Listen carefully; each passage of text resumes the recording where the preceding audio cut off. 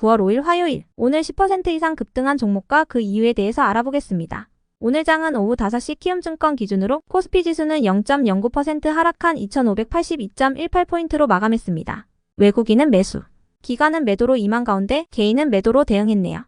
한편 코스닥 지수는 0.25% 상승한 921.48포인트로 마감했습니다. 외국인은 매수, 기관은 매도로 임한 가운데 개인은 매수로 대응했습니다. 그럼 본격적으로 오늘의 급등 종목들을 살펴볼게요. 오늘 10% 이상 급등한 종목은 총 38종목으로 코스피에서는 6종목, 코스닥에서는 32종목이 나왔습니다. 이 중 상한가 종목은 체시스, 레이저셀, 옵트론텍, 루닌놀, 코츠테크놀로지, 퀀타매트릭스, 동아기업 8종목이고요. 오늘 하한가 종목은 없었습니다. 총 38개의 급등 종목들을 한데 모아서 섹터별로 묶어보니 6개 테마로 나눠볼 수 있었어요. 그 외 나머지는 개별 이슈로 오른 종목들인데요. 먼저 1번 로봇 AI 섹터입니다. 하반기 첨단 로봇 산업에 대한 정부 정책 지원 기대감이 지속되는 가운데 두산 로보틱스의 상장을 앞두고 로봇 기업들이 시장에서 재차 반등세를 보여주고 있습니다.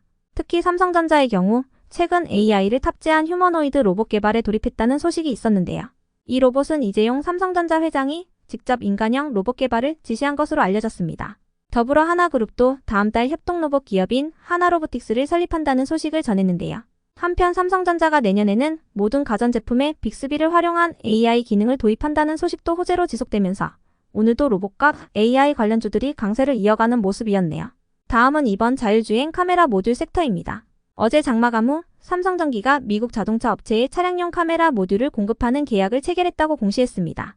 다만 삼성전기 측은 공급 수량 및 금액 등은 정해진 바가 없다고 전했는데요. 업계에서는 계약 상대방이 테슬라이며 공급 규모는 수조 원대에 달하는 것으로 추정하고 있습니다.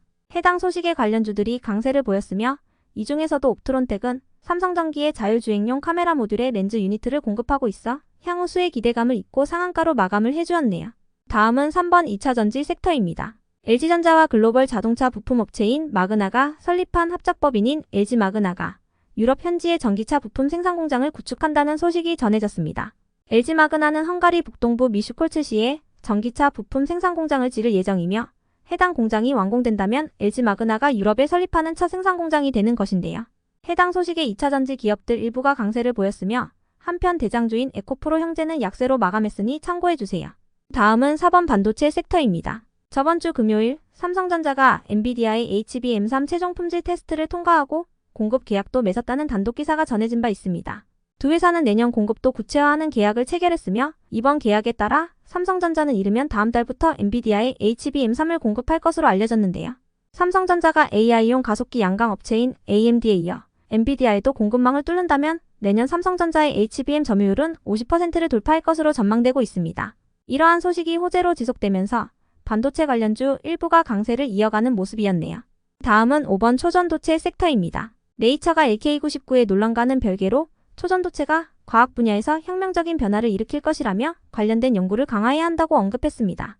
국제학술지인 네이처는 지난달 LK99가 초전도체가 아니라는 결론을 내린 바 있는데요.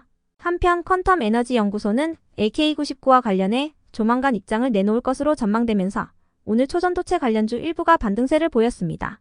다음은 6번 보안 섹터입니다. 정부가 오는 2027년까지 정보보호산업 시장 규모를 30조 원으로 키우기 위해서 1조가 넘는 예산을 투입한다는 소식입니다. 과학기술정보통신부는 오늘 열린 제30차 비상경제 차관회의에서 이 같은 내용을 담은 정보보호산업의 글로벌 경쟁력 확보 전략을 발표했는데요. 사이버 위협과 디지털 심화 속 글로벌 보안 시장이 지속 가능한 고성장 산업이 되고 있다는 판단 아래 정보보호 산업을 미래 전략 사업으로 육성한다는 내용이었습니다. 해당 소식에 보안 관련주 일부가 시장에서 부각된 모습이었네요. 그 외 나머지는 개별 이슈로 오른 종목들인데요. 먼저 최근 한동훈 장관 관련주들이 한동훈 장관 관련 기사가 나올 때마다 반등세를 보이고 있는데요. 한동훈 장관의 내년 총선 역할에 대한 기대감이 지속 부각되고 있는 것으로 추정됩니다. 이어서 코츠테크놀로지는 국내 주요 방산기업들이 폴란드 국제방산 전시회에 참여한다는 소식이 전해지면서 계약과 수출 확대 기대감의 방산 테마가 상승한 가운데 상한가로 마감을 해주었고요. 다음으로 KR모터스는 최대 주주인 LVMC홀딩스가 최근 KR모터스의 잠재 원매자들과 거래 조건을 협의 중이라는 소식이 전해지면서 매각설이 부각되며 상승했습니다. LVMC홀딩스는 3년 전 신한금융투자를 매각 주관사로 선정하고 우선 협상자를 물색한 바 있는데요. 당시에는 원매자와 접점을 찾지 못한 채 주가가 내려앉으며 협상이 불발된 바 있으니 참고해주세요. 한편 화장품 기업 일부가 상승했는데요. 이는 최근 중국의 한국행 단체 방문 재개와 함께 일본의 후쿠시마 오염수 방류로 인해 중국 내 일본 제품에 대한 불매운동 조짐이 확산되면서 중국 소비 관련주로 강세를 이어나간 것이라 파악되고요. 이어서 삼진의 오늘 급등 이유는 파악되지 않았지만 삼진은 최근 삼성전자가 모든 신제품에 와이파이 기능을 탑재한다는 소식에 상승했던 종목이니 참고해주세요. 끝으로 나우 아이비의 오늘 급등 이유는 파악되지 않았습니다. 여기까지 오늘 10% 이상 급등한 종목들을 알아보았습니다. 내일도 성투하세요.